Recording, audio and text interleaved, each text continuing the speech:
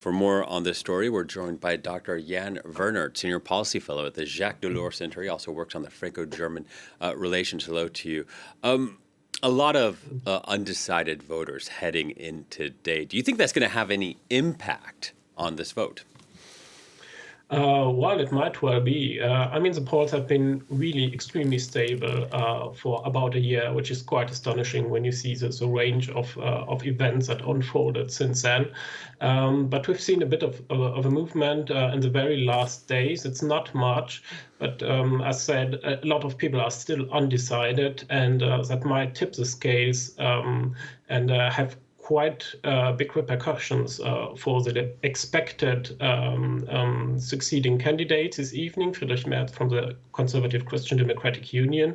The question for him will be how well he will perform. Will he land above 30% of voters' shares? That would give him a strong mandate. Or would he land below? That would be more close to the CDU's worst results in post-war Germany that they had in 2021. That was 24%. And will it be enough to form a coalition with only one other party, which is a big question in Germany regarding stability? And a lot of voters resent the previous coalition, which was formed by three parties, and deemed it to be not stable enough, and are looking forward to having a more stable coalition. So if the CDU is strong enough, it might be enough for a two-party coalition. And also the question is how many of the smaller parties will make it into parliament. They have to get above a 5% voter share threshold to get into parliament, and three of them are close to them. And one is pretty much expected to make it, and two others might or might not. They are polling at 4 or 4.5%. So you see that even small differences can have a huge impact on the national level. And taking that 30% threshold, do you think the CDU then already has a plan in place what to do if it gets above 30% and a contingency plan on what to do if it actually is lower than 30%? Well, I do think they have a plan. They don't have much of a choice. Everybody is waiting for these German elections to happen.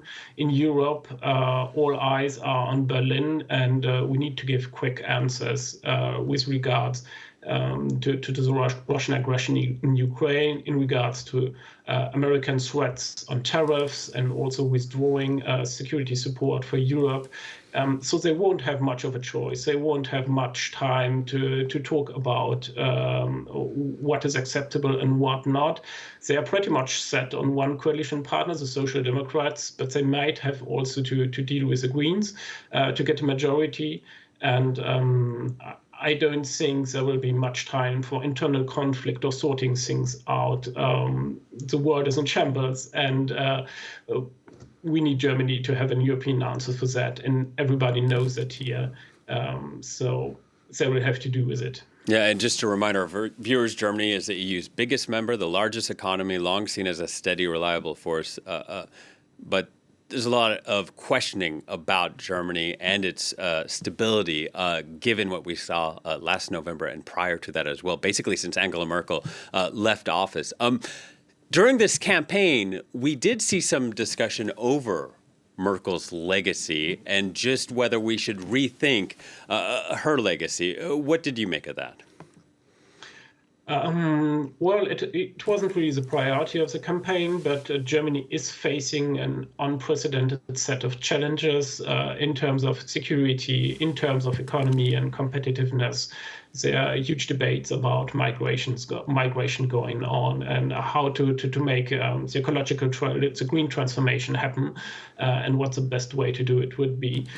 So, of course, we are also a bit looking back about what Germany missed in the last decade or last 2 decades, underinvestment in the infrastructure, underinvestment in the army, maybe ignoring some problems just to move on and not having to deal with the really difficult questions. So there is a lot of criticism, and there is a lot of, well, I would say, people wanting change, but the challenges are coming so fast at Germany after the pandemic, the Russian aggression on Ukraine, competitiveness problem, the US threatening to withdraw from Europe, that really the parties are really struggling to